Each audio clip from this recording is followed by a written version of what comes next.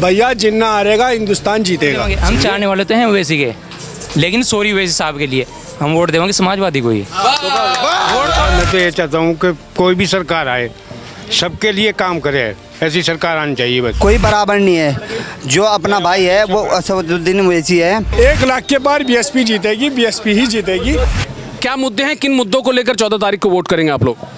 हम इस मुद्दे को लेकर वोट करेंगे कि मुसलमानों में जो परेशानी है, मुसलमान पूरे हिंदुस्तान में परेशान हाल है, एनआरसी के मुद्दे को लेकर जो हमारा साथ देगा हम उसको वोट देंगे। जो मुसलमानों की बहाली के लिए सोचेगा उसको वोट देंगे, अपने जहनों को अच्छे से बना के वोट देंगे।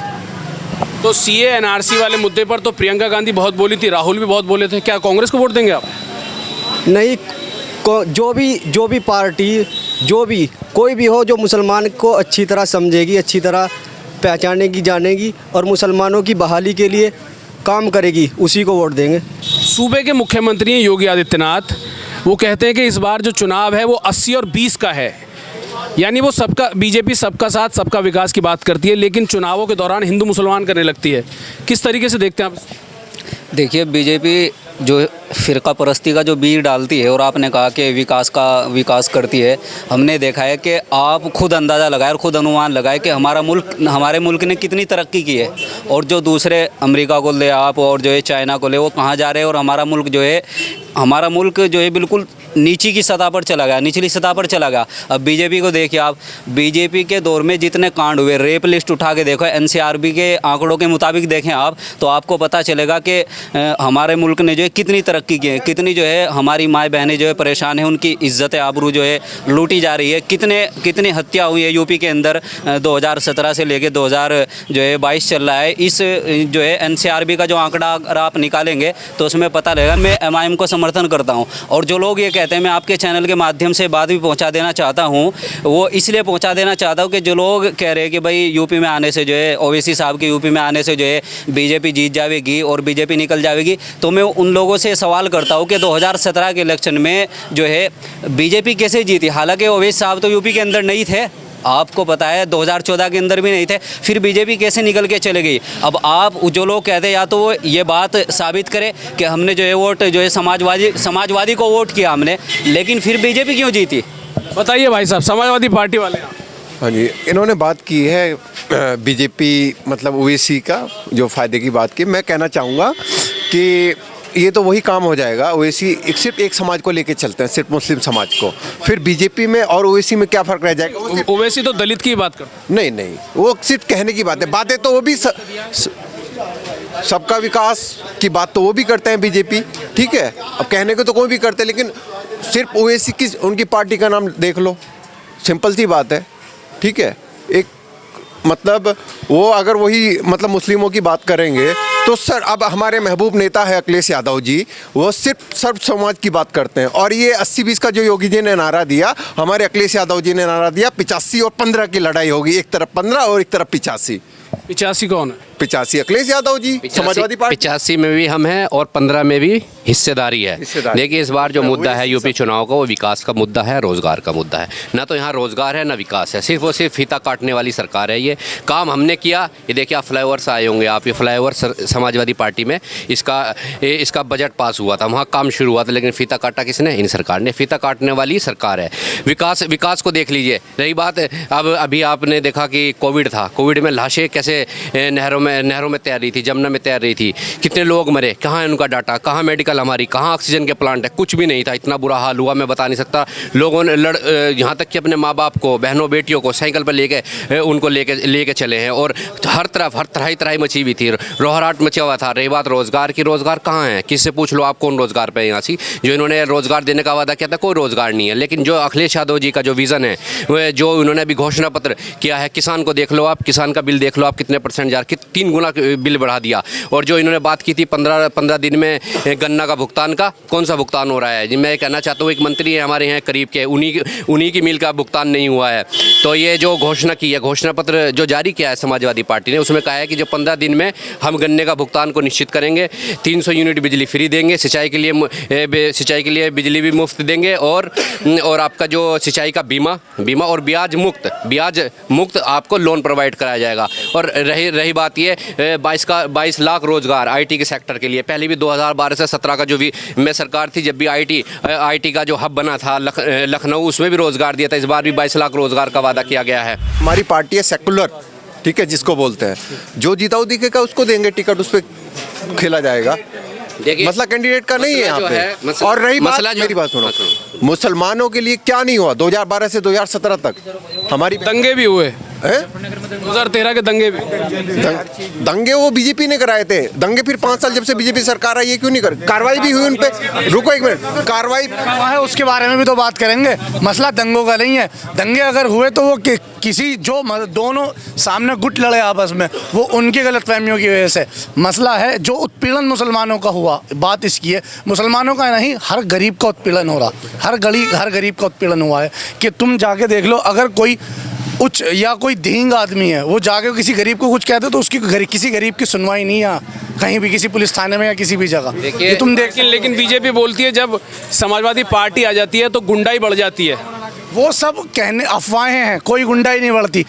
तब भी पुलिस वही रहती है और अब भी पुलिस वही है, और जो अगली बार सरकार बदलेगी जब भी पुलिस वही रहेगी। सिर्फ काम करने का तरीका है पुलिस वालों का कि वो किस तरीके से अमल करें जो FIR उनके पास आती है। लेकिन इस बार का जो विज़न है, आप मैनिफेस्टो पढ़िए, जिस बार का विज़न है वो सिर्फ ये है कि जो हमारा हिंदू मुस्लिम है, यानी हम हिंदू और मुस्लिम, उसके बीच की जो खाई है उसको हमें कम करना है। जिन लोगों का मिशन है कि इस दूरी को है ना बढ़ाया जाए। मैं नाम नहीं लूँगा, बहुत भाई यहाँ खड़े हैं कि जो बढ़ाने का काम कर रहे हैं, हमारी पार्टी से कहती है कि हम इसको खत्म करने का काम करें। मुसलमानों के मुद्दे से बच भी रहे हैं अखिलेश। अभी मैं उनके एक वीडियो देख रहा था कर्नाटक में जो पूरा सीन चल रहा है हिजाब को लेकर। उनसे एक सवाल पूछा गया कर्नाटक के हिजाब वाले मामले पर, तो बच गए। वो बोले आवाज़ नहीं आ रही है मुझे, जबकि उससे पहले वो पूरे सारे सवालों के जवाब दे रहे थे। देखिए, हिजाब का जो मुद्दा है वो कर्नाटक का है, ठीक है। मुसलमान तो पूरे देश का है ना। हाई कोर्ट ने वर्डिक्ट दिया है, उसमें हाई कोर्ट ने वर्डिक्ट दिया है। रही बात ये कर्नाटका को यूपी के चुनाव से आप क्या लेंगे? अब क्या बीजेपी वालों की को वोट को ले गई राष्ट्रीय। क्या नाम है आपका? मेरा नाम मोहम्मद अकमल है। को ले गई वोट भैया, जिन्ना हारेगा हिंदुस्तान जीतेगा, समझे? ये अब के कोको चली गई। हमारे राष्ट्रीय अध्यक्ष हैं किसान यूनियन के राकेश टिकैत, उन्होंने कहा कि बीजेपी वालों की वोट कोको ले गई। तो बस ये आप समझो, देवबंद से भी कोको ले गई बीजेपी वालों की वोट। अब क्या बीजेपी वालों की को वोट कोको ले गई राष्ट्रीय। क्या नाम है आपका? मेरा नाम मोहम्मद अकमल है। कोको ले गई वोट भैया, जिन्ना हारेगा हिंदुस्तान जीतेगा, समझे? ये अब के कोको चली गई।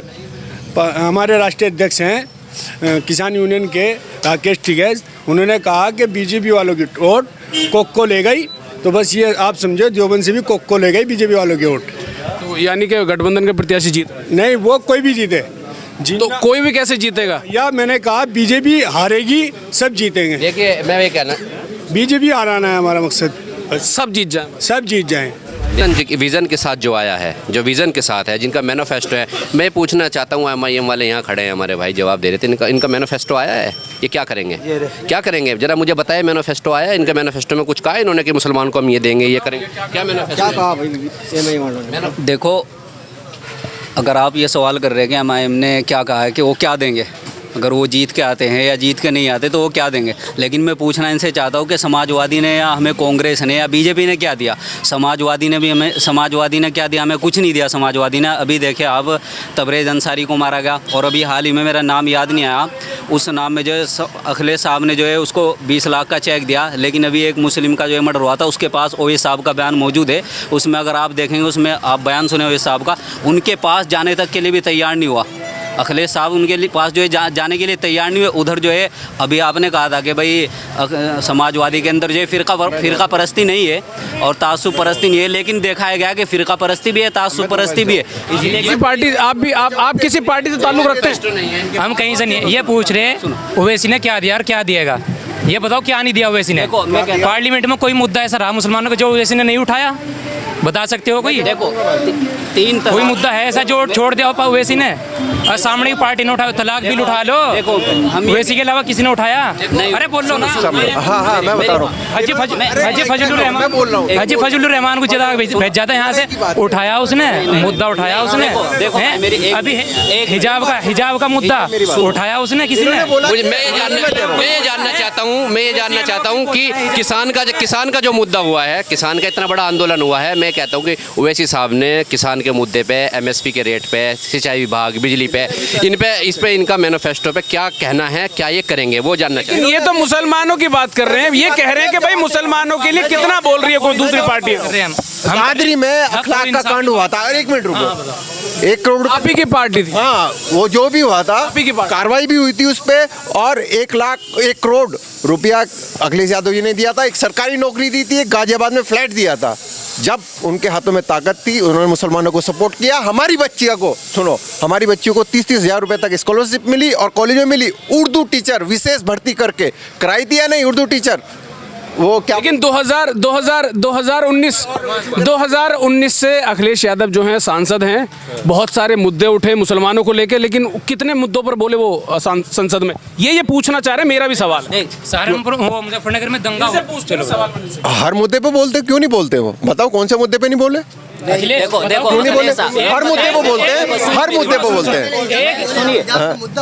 एक मुद्दा, भाई साहब मेरी बात सुनो। एक मुद्दा बता दो।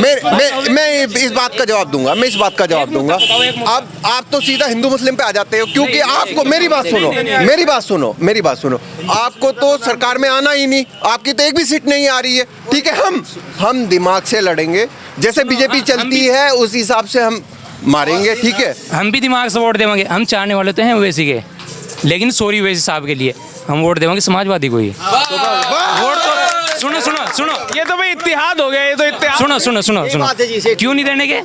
क्योंकि वो इस पोजीशन में अभी नहीं है।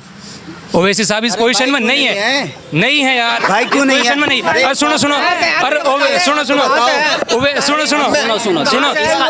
बात सुनो। सुनिए मेरी बात। ओवैसी साहब से, सिर्फ ओवैसी साहब से दिक्कत क्यों है? यहाँ से उमेर मदनी साहब खड़े हैं और यहाँ से राहत खलील कांग्रेस ने खड़ा करा। कांग्रेसी कोई औकात नहीं इस फिलहाल ओवैसी के सामने, बिल्कुल है कोई औकात? राहत खलील को भी खड़ा कर रखा। उमेर जब आपने बात करी ना हम समाजवादी पार्टी को वोट देंगे, सॉफ्ट हो गया भाई। बिल्कुल आपकी बात वोट तो समाजवादी को जाएगा, वोट तो समाजवादी को जाएगा, लेकिन चाहने वाले देखिए समाजवादी की लहर कितनी जब तक आप ओवैसी को जब तक वोट नहीं करेंगे वो तो कहाँ से आएंगे? जब वोट नहीं करोगे, चाहने वाले के चाहत दिल में रह जाएगी ना। तो वोट करोगे तो ओवैसी जीतेगा ना। भाई इस पोजीशन में नहीं है, हमें मोहब्बत अलग है। भाई मेरी बात सुनो, गलती भी हो जाती है किसी से, आदमी बोल भी जाता है गलत सही भी। अगर आदमी ये बताओ, जब बच्चा पैदा होता है और वो बड़ा होता है, उसे टाइम भी तो लगता है ना।